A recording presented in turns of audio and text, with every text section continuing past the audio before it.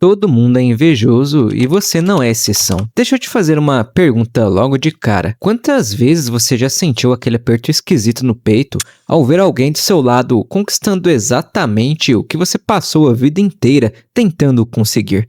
Sabe aquela sensação amarga de que, mano, não importa o quanto você treine, o quanto você estude ou o quanto você se mate de trabalhar, sempre vai ter alguém que faz parecer fácil?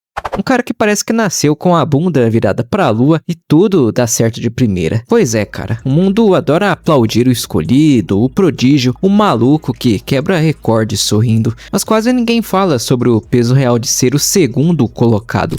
Quase ninguém olha pro fardo de ser aquele cara que dá o sangue todos os dias pra ver o outro vencer sem aparente esforço. No vídeo de hoje do quadro da Terapia Nerd, a gente vai trocar uma ideia muito sincera a fazer uma análise psicológica e filosófica profunda sobre o fardo da comparação, a dor da inferioridade e a exaustão de tentar superar um fantasma através da jornada de ninguém menos que o príncipe dos Saiyajins, Vegeta. O miserável é um gênio! Mas ó, fica ligado, assiste com calma, porque no final desse vídeo, no nosso capítulo 5, vai ser a hora da Terapia Nerd. E a gente vai fazer um momento muito especial de reflexão e meditação guiada baseada na história do Vegeta, para te ajudar a processar tudo isso, arrancar essa máscara e finalmente digerir essa dor. Então segura aí, respira fundo e vamos entender o que o Vegeta descobriu sobre si mesmo quando finalmente parou de olhar para o lado. Capítulo 1. O mito da meritocracia do sangue. Galera, todo mundo é inverno. Sabe aquele papo de eu não sinto inveja de ninguém, só quero ser a minha melhor versão? Ah, para, mano. Mentira pura. A gente passa mais tempo inventando desculpa e fingindo que não liga pro sucesso alheio do que encarando a realidade de frente. A gente rebatiza a nossa falta de conquista de virtude só pro ego não sofrer. Vamos olhar pro começo de tudo. O Vegeta não era só um guerreiro forte, o cara era o príncipe. Ele nasceu no topo de uma hierarquia militar bizarra e cruel no universo, onde o seu valor era determinado pelo seu poder de luta logo ao nascer. Ele era a promessa, o ápice da sua raça, o prodígio que carregava nas costas o orgulho de um planeta inteiro que, para piorar, foi destruído. Toda a identidade do Vegeta foi construída em cima de uma única certeza: eu sou superior a todos. E aí galera, ele vem pra Terra e encontra o Goku, um Saiyajin de classe baixa, um rejeitado que foi mandado para um planeta insignificante porque o poder de luta dele era considerado uma piada. Pela lógica do mundo, o Goku deveria ser um servo, deveria ser o figurante da história, mas quando a porrada estanca, a realidade dá um soco violento na cara do príncipe. O Goku não apenas bate de frente com ele, como passa a ditar o ritmo do universo a partir dali. Entenda a gravidade desse colapso mental. Quando o Goku supera o Vegeta, o que se quebra ali não é só o orgulho do guerreiro, é a quebra de tudo o que ele acreditava sobre a vida. Se o classe baixa é mais forte que você, então o sistema inteiro que dava sentido à vida do Vegeta era uma mentira. E quando ele percebeu que o sistema mentiu, a única coisa que sobrou pra ele foi a inveja pura. Pensa comigo, mano. O que o Vegeta sente ali não é só a dor da derrota física, é uma dor existencial. É o que o filósofo Nietzsche chamaria de ressentimento. É aquela inveja covarde que não se assume como falta, mas se fantasia de superioridade moral. O Vegeta olha pro Goku lutando com alegria e no fundo ele odeia essa leveza. Ele odeia o fato de que ele, o príncipe, precisa se matar de treinar no ódio, enquanto o classe baixa alcança o Super Saiyajin brincando. E cá entre nós, bota a mão na consciência por um segundo. Sabe quando você vê aquele story de um colega mostrando uma conquista foda e de repente o lanche que você estava comendo perde a graça? O seu dia estava bom, mas bastou olhar o progresso do outro para parecer que a sua vida é uma droga. A gente faz exatamente como o Vegeta fazia. A gente cria desculpas para tentar diminuir a conquista alheia só para não admitir que o sucesso do outro virou um espelho que esfrega na nossa cara a nossa própria estagnação. Dói assumir que você queria estar lá e não está, né? Mas é que a gente começa a adoecer por dentro. Muitos de nós vivem exatamente esse ressentimento todos os dias, galera. E a gente não admite que queria ter o sucesso do amigo. Em vez disso, a gente inventa uma novelinha na cabeça onde o sucesso dele é superficial ou pura sorte. A gente olha pro espelho que o outro virou pra nós e como a gente não gosta do que vê, a gente decide quebrar o espelho ou, no caso do Vegeta, tentar esmagar quem está refletindo a nossa própria impotência. Na psicologia pura, a inveja quase sempre nasce de uma ameaça direta à nossa própria autoavaliação. Pensa comigo, a gente não costuma ter inveja de um bilionário distante que a gente nem conhece. A gente sente inveja do colega de trabalho que senta do nosso lado, vive as mesmas coisas que nós e que foi promovido primeiro. A gente inveja o amigo que começou um projeto depois e teve resultado antes. O Goku era o espelho incômodo do Vegeta, aquela lembrança diária de que o título de realeza dele não valia nada diante de todo o esforço do outro. E aqui vem algo que vai virar a sua mente. Presta atenção. Capítulo 2. A obsessão como prisão. A partir do momento que o Vegeta é superado, a vida dele vira um inferno monotemático. Cara, ele não treina mais para salvar o universo. Ele nem treina mais para proteger a Terra. Ele não treina nem mesmo pelo prazer de lutar. Ele treina por um único motivo: superar o Kakaroto. O treino dele vira uma autopunição. Enquanto o Goku treina com uma leveza absurda, focado em descobrir seus próprios limites e se divertir no processo, o Vegeta treina no escuro, sob uma gravidade massacrante, quebrando os próprios ossos e gritando de ódio.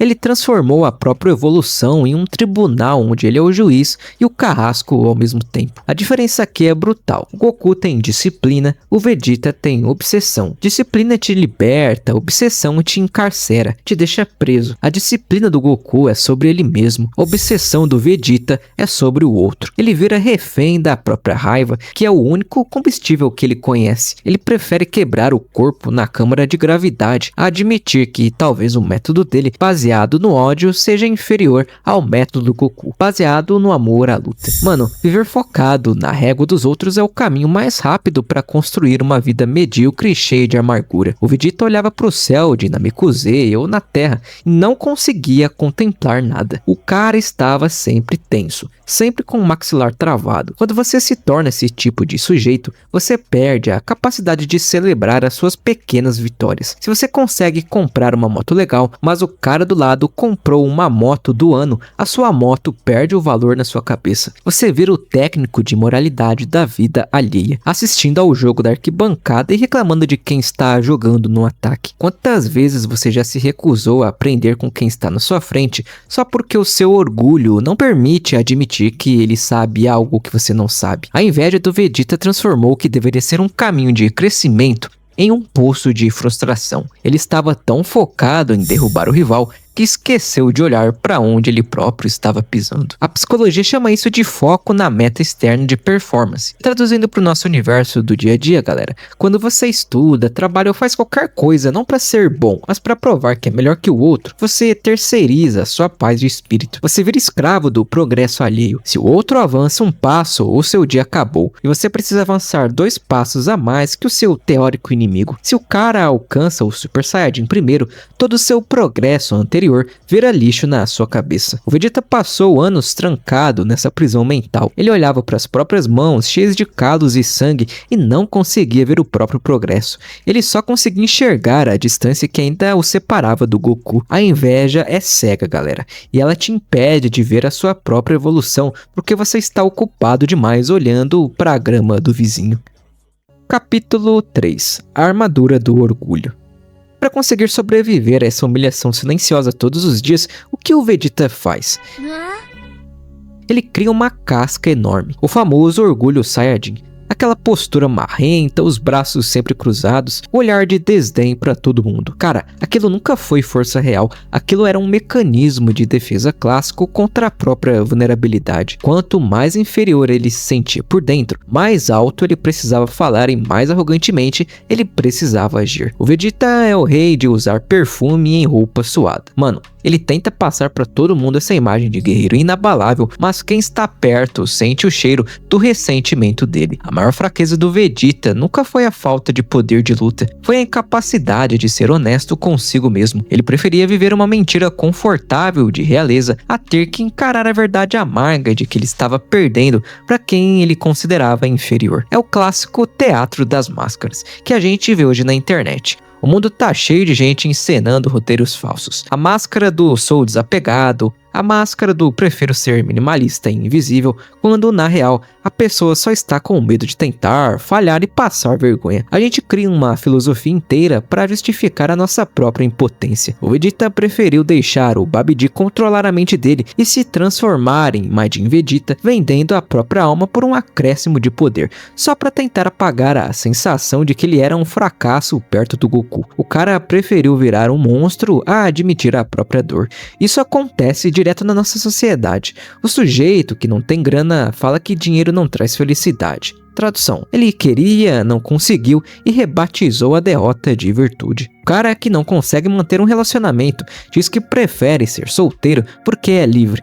Relacionamentos longos são uma prisão. Tradução: ninguém quis ficar comigo, é tudo racionalização e auto-engano. E o Vegeta era mestre nessa arte. Ele se isola de todo mundo. Ele não se permite criar laços de verdade no início porque, convenhamos, criar laços exige admitir que você precisa de pessoas. E admitir necessidade para quem está com a ferida da inferioridade aberta parece fraqueza demais. Mano, esconder a sua fragilidade atrás de uma postura inabalável é o caminho mais rápido para destruir a sua saúde mental. Era a armadura pesada que o Vegeta usava, mesmo quando estava em tempos de paz, curtindo a família. Ele preferia se explodir ou se entregar ao controle mental de um mago como o Babidi a ter que olhar nos olhos do Goku e falar: eu não consigo te alcançar, isso está me matando por dentro. A maior dor do Vegeta nunca foi o soco do inimigo, era o silêncio de saber que no fundo ele se achava uma fraude. Capítulo 4. O sacrifício e a redenção. Mas a virada de chave do Vegeta não acontece quando ele ganha um poder novo ou uma transformação bombástica. Acontece lá na saga do Majin Buu, quando ele finalmente percebe que o seu ódio e a sua competição egoísta colocaram a vida do seu filho e de todo mundo que ele ama em risco. Pela primeira vez na vida, galera, o príncipe olha pro lado e não vê um rival que ele precisa esmagar, mas sim pessoas que ele precisa desesperadamente proteger. Ele abraça o Trunks, diz que tem orgulho do moleque e toma a decisão mais pesada de todas. Ele vai se sacrificar. Ele decide explodir o próprio corpo para tentar parar a ameaça. Aquele soco no estômago que ele dá no Trunks, no Goten para desmaiar os dois antes de se explodir não é um ato de violência. É o primeiro ato de amor puro e desinteressado da vida dele. Ali, a armadura do orgulho cai por terra. Ele não estava tentando ser melhor que o Goku se explodindo. Ele estava apenas tentando ser útil para quem ele amava. A vitória mais importante do Vegeta foi a que custou a vida dele, porque foi a única vez que ele agiu sem se importar com o que os outros iam achar do seu poder de luta. Hora da terapia nerd.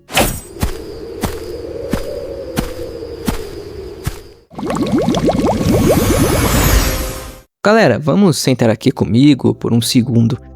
Vamos respirar juntos e digerir tudo isso, porque essa história do Vegeta vai direto na ferida de qualquer um que já sentiu menor ou foi deixado para trás.